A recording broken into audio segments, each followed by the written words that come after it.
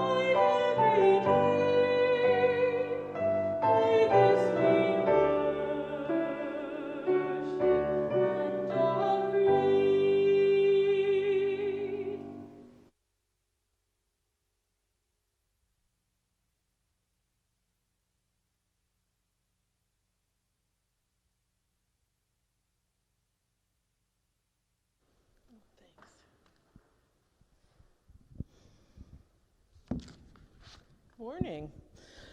I'm Barbara Alexander, and I'm delighted for the opportunity to share a few things with you this morning. This past year and a half has been a roller coaster ride of grief, loss, sorrow, and death. What a long, strange trip it's been and continues to be. It was just about a year ago that the vaccines came out. This first 18 months of the COVID-19 pandemic reminds me of the first year of a baby's life, where so much changes so quickly and you hardly have time to adapt before another change happens and then you adapt again. So how do we live with uncertainty and fear? For me, it was by being held and comforted by this spiritual community. And I'm grateful that through the darkness, the lights have kept on at UUC. Do you remember during the pandemic, at the beginning, that first online worship service?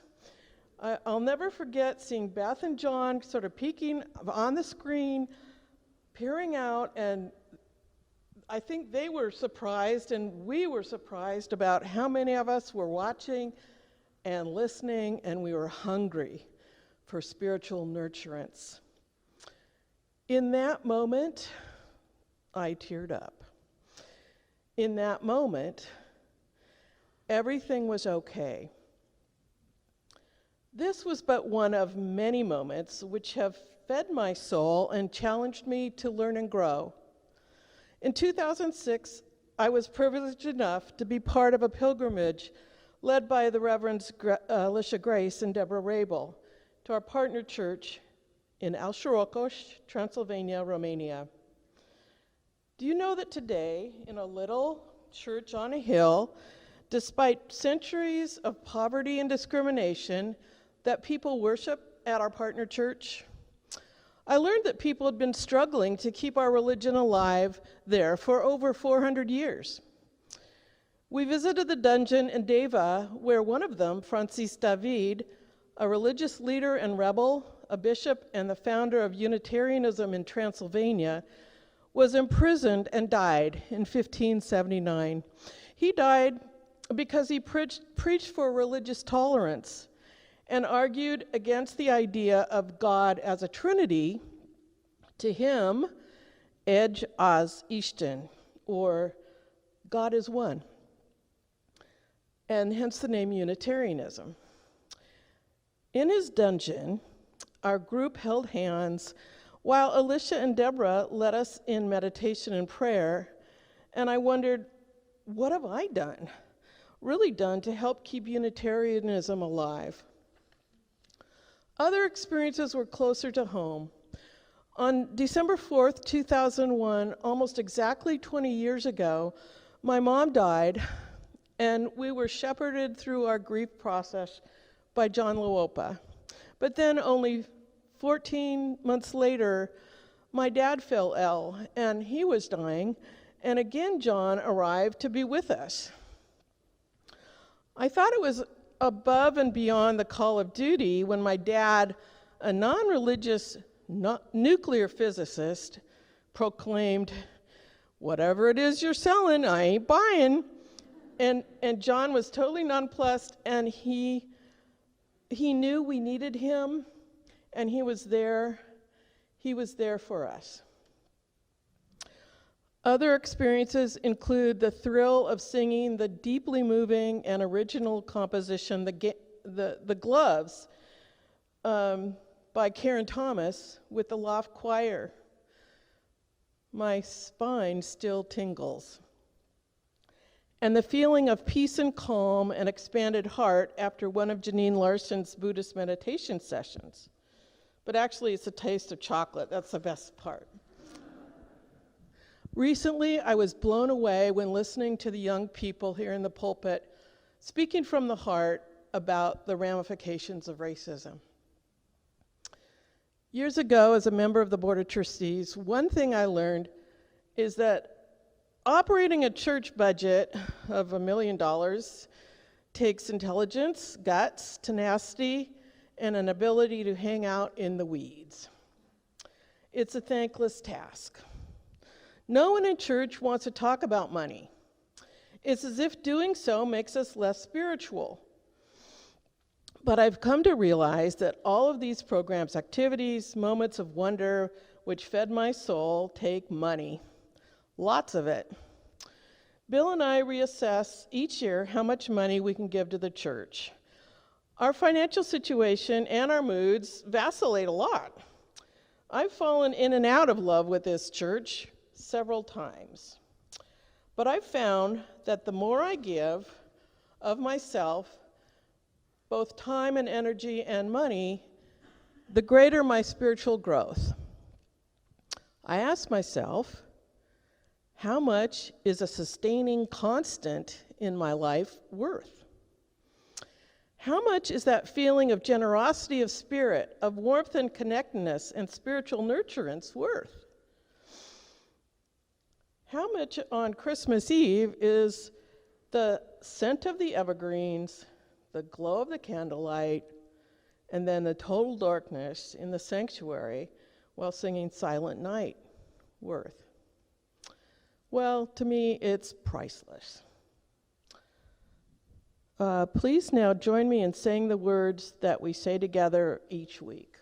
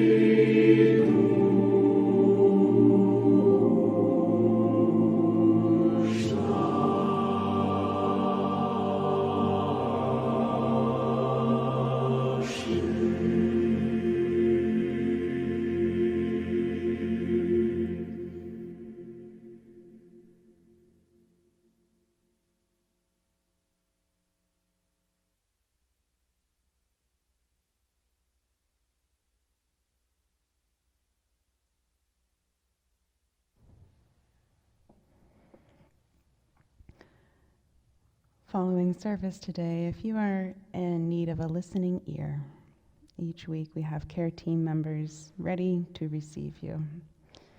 And if you'd like to connect with a care team member, one will be at the back bank of candles following both services. Would you please join me now in a prayer, in the spirit of prayer and meditation.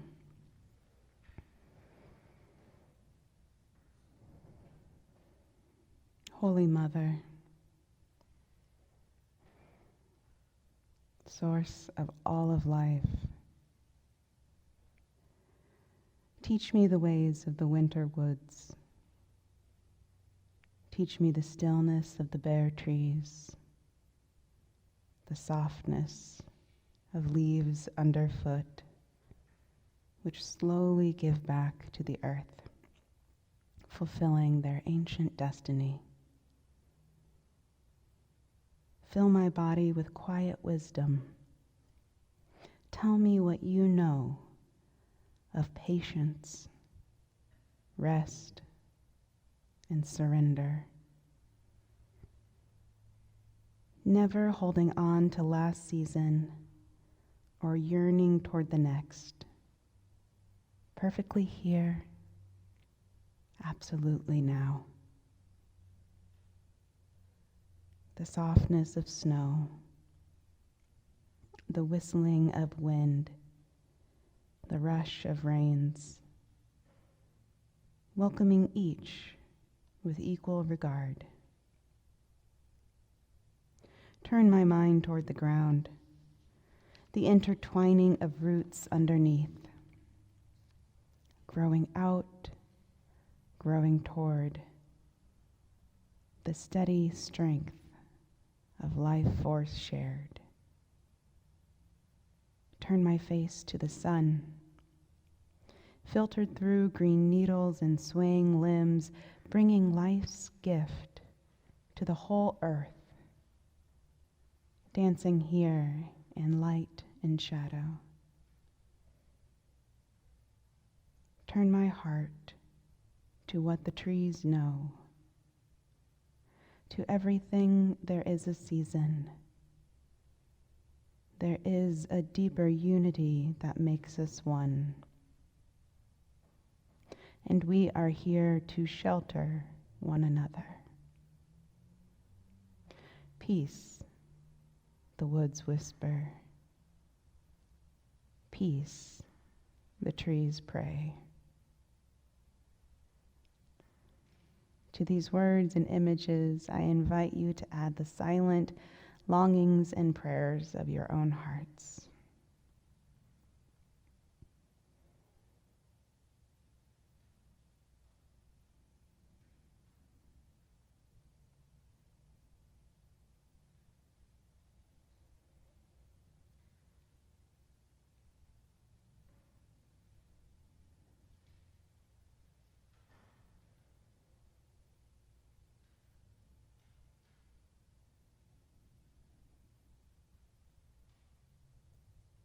Blessed be, and Amen.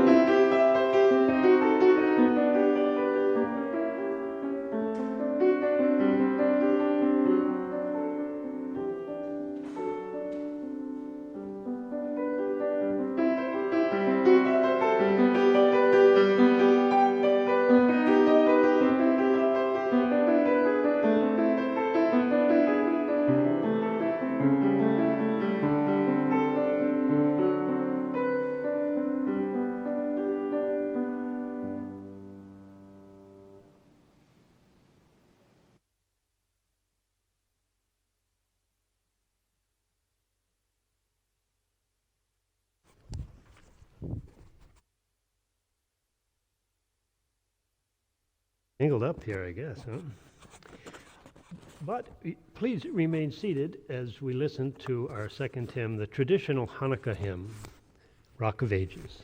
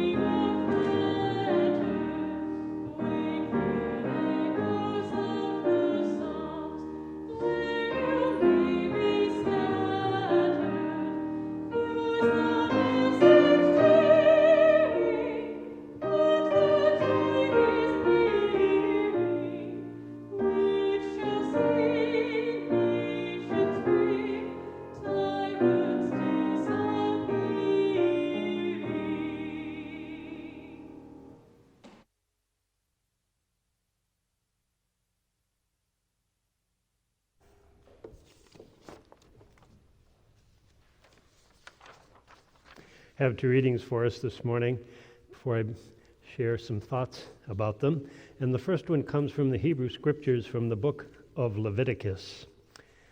When a stranger sojourns with you in your land, you shall not do that person wrong.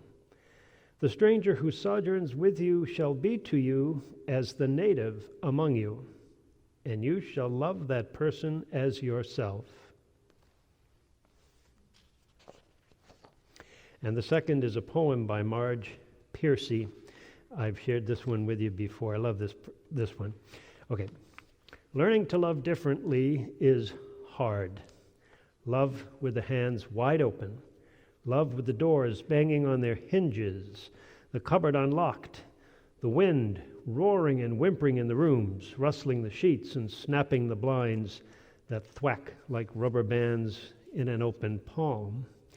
It hurts to love wide open, stretching the muscles that feel as if they are made of wet plaster, then of blunt knives, then of sharp knives. It hurts to thwart the reflexes of grab, of clutch, to love and let go again and again. It pesters to remember the lover who is not in the bed, to hold back what is owed to the work that gutters like a candle in a cave without air. To love consciously, conscientiously, concretely, constructively. I can't do it, you say. It's killing me. But you thrive and you glow on the street like a neon raspberry. How about that?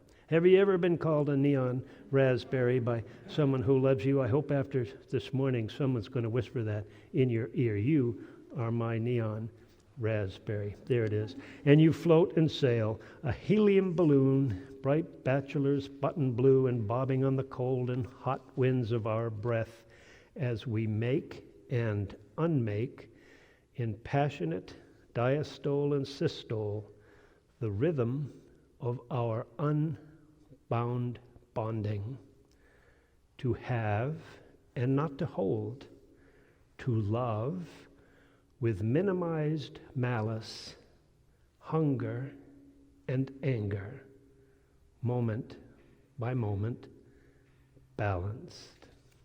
Marge Piercy. I believe that one of the purposes of being a member and participating in a community like this is to eventually find, after much effort and support, a deeper level of maturity. I'd call it spiritual maturity. Words are important, and that might be difficult for some of you, so just say a deeper level of maturity, but know, if you say it that way, it must also include spiritual. Okay, there you go. So let me begin this morning by making two statements about this, which I'll work on in a few more minutes. The first is, all of us have to learn how to live with ourselves. And the second statement is, all of us have to learn how to live with those who are different than we are. And if we're going to do this, if we're going to truly learn how to live with who we are and with people who are different than ourselves, then we're going to have to learn how to do it in ways different than the ways in which we have been taught by our families, by our schools, by our cultures, by our groups. Rather than rejecting the parts of ourselves that we don't like, we have to embrace them. And rather than exclude the people who are different from ourselves, we must also embrace them. What it means then is that we have to learn how to live with a capacity for acceptance. And I believe that the most important spiritual quality is the capacity to accept yourself and to accept other people who are different than yourself. And I've talked about this for years and years and years.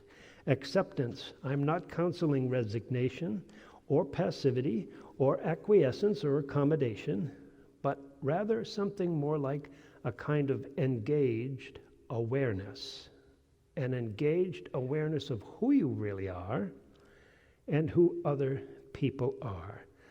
The challenge of remaining vitally connected to those parts, being open and accessible and vulnerable to the point where you actually may change who you are, and your relationships with other people would change as well.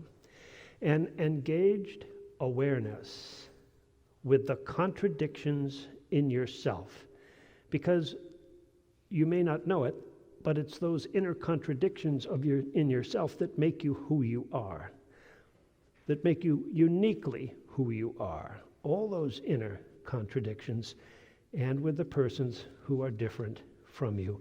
And this requires a couple of traits, skills, or disciplines, like patience with complexity and an appreciation for paradox and an openness to completely change your self-understanding. These are extremely rare qualities. We infrequently find them in ourselves and in other people, and as a result, it has always been the case that there are very few spiritually mature persons, especially in religious groups, because this runs counter to the ways in which we have been trained to think and feel, which is more the tactic of let's differentiate and conquer. You see, this is difficult indeed, and I think some of you are already thinking about your Christmas dinner and are not paying any more attention because you flatly reject what I'm saying here, and you're not going to take this upon yourself, but I'm going to ask you for a little favor, and I'm going to ask you to pay attention for just a couple minutes with this to see if it might make any difference, because all the ideals we hold as people and as persons, ideals of justice and fairness and beauty and equality, come out of our experiences of injustice and oppression and ugliness and discrimination. We only think we know what justice means because we have experienced injustice. We only claim to know what beauty is because we have been repulsed by ugliness of some kind. And we only know what equality is because we have seen, experienced, and perpetuated discrimination. They are related integrally to each other, and you cannot have one without the other. We may try to visualize what is good because we experience evil. Evil creates good, and good can devolve into evil. This does not excuse evil or legitimate evil, but I will claim that my understanding of the good is limited to my understanding of what is evil. To ask us to become an anti-racist congregation will depend on what we think racism is. And there is a spectrum on this here, as there is everywhere else. If there are people who think, well, racism really doesn't matter, and I'm not a racist, you see, their understanding of what counts as anti-racism is related to their understanding of what is racist. We cannot avoid this. We cannot avoid this. This is the wisdom that we read about in the book of Leviticus, which Jesus spoke also about. What does it say? You must befriend the stranger. You must take them into your midst, and you must make the stranger like a native of your people, of your land.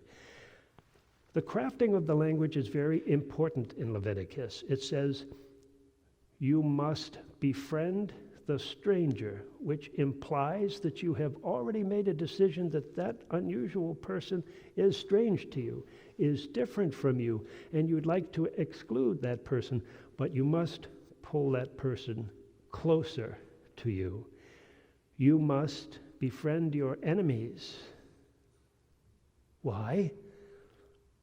Because you are that enemy too, you see. And this is what I think Marge Piercy is getting at in her wonderful poem about teaching us how to love differently, to love in such a way that we are not captive to illusions and unhealthy practices. What would this way of acceptance look like in your own life? Well, I'm going to give you just a couple of examples, and I know you're going to have many more examples, so you're going to send me some email about this, and I want to hear it. A couple of examples about how can we accept ourselves, and how can we accept people who are different from ourselves. All right, self first. I would say to you, don't reject your fears. The strongest people I know have fears. Fears of death, fears of debilitation, fears of poverty, of deception, of exclusion. It's impossible not to have fears. So accept your fears because they are among your greatest teachers. Do not push them away. Do not reject them. Do not deny their power over and with you. They are among your greatest teachers. Your fears can be inspiring. They can keep you breathing. They can make you get up and go. Don't reject your fears. Secondly, don't reject your selfishness. Yeah, go armed and watchful near the person who claims to be totally unselfish, because unselfishness is a fraud. Everybody is selfish. We wouldn't survive if we weren't selfish. It's just a part of who we are. I'm not saying there's no such thing, but I'm saying you are selfish, however sweet and loving and open and generous you think you are. It's there in all of us. But our desires, which is what fuels selfishness, again, is a very great teacher.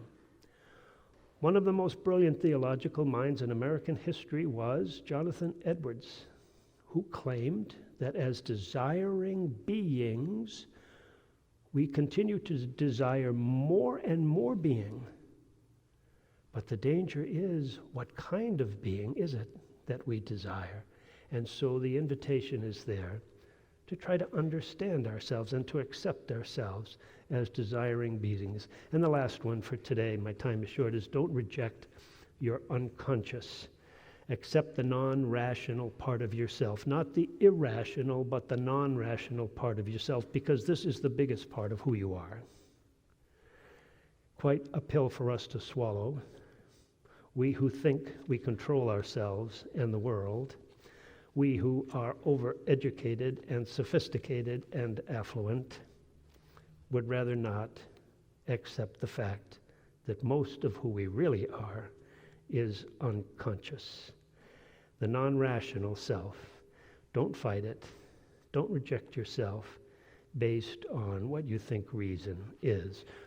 A few things then to accept who you are, because you are an elegant puzzle and sometimes a bloody tangle of contradictions.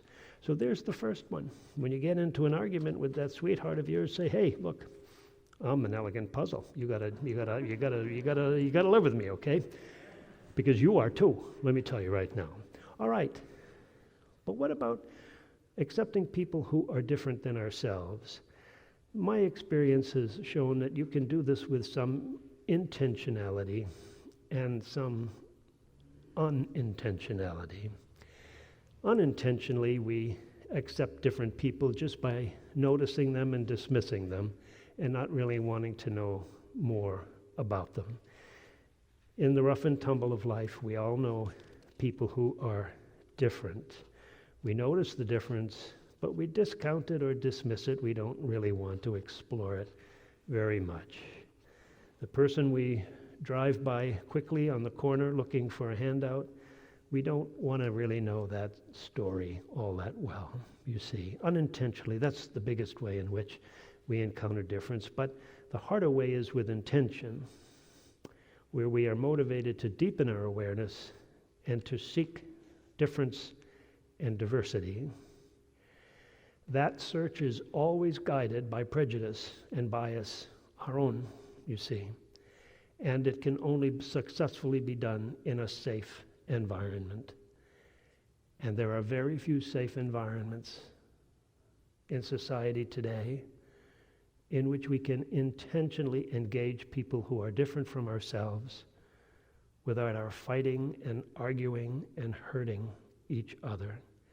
And this is why I like to believe, and I may be a fool in blue on this, that a place like this could be a place where we intentionally encounter others who are different than ourselves, in which we promise to recognize and struggle with the difference. We kind of think that we do here, and yet we're always shocked in realizing how homogeneous we really are. When we recognize that, that's the invitation to be more intentional about being in relationship with people who are different from ourselves. Religiously, politically, ethnically, gender-wise, all different ways, you see. Because the ultimate end of all of this is to attain a measure of spiritual freedom. Unitarian Universalists like to talk all the time about political freedom. I'm not talking about that. I'm talking about spiritual freedom. If we can accept these things, we will find a degree of freedom, and our deepened and engaged awareness will prohibit our blind enslavement to prejudice and hatred and ignorance and aggression. This doesn't mean at all that everything is equally good and that there's no energy and effort required. And if I haven't made that clear, I have failed in my presentation or your mind has wandered. Let me just say these two things. If you cannot accept yourself, you will always be captive to the ways in which other people define you. And then if you cannot accept another person, you will not be able to accept all of yourself, and you will miss the opportunity given to you in one lifetime to experience the grandeur of the human experiment on this small and beautiful planet. Acceptance precedes affirmation, and affirmation is the heart of the spiritual life, loving and protecting all that nurtures life. We must learn how to accept. This is the freedom to be, or what Paul Tillich called the courage to be. And if we are faithful to the lure of deepening our spiritual lives, we may eventually come to the point where we say yes to life. Or, to paraphrase a favorite poet of mine, I thank you, God, for this amazing day, for all that is infinite, and all that is natural, and all that's contradictory, and all that's difficult, all of it. Yes, yes, I thank you for that. Merry Christmas. Okay, our closing hymn this morning, friends. Another old chestnut.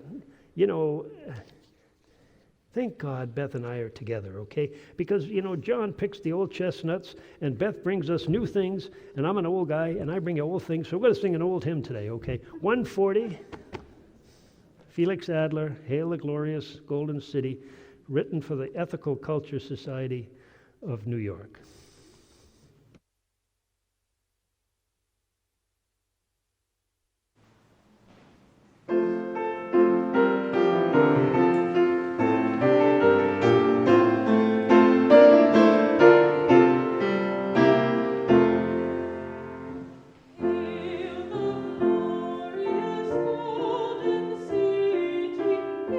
Pictured by the seers of old.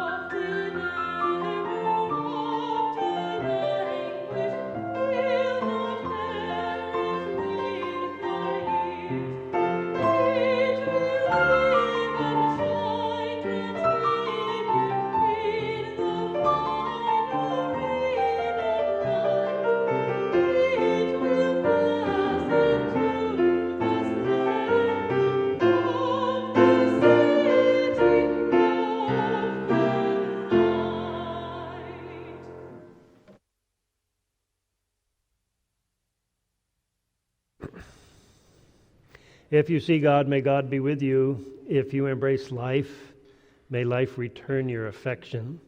If you seek a way, may a path be found, and the courage and wisdom to take it step by step. Amen.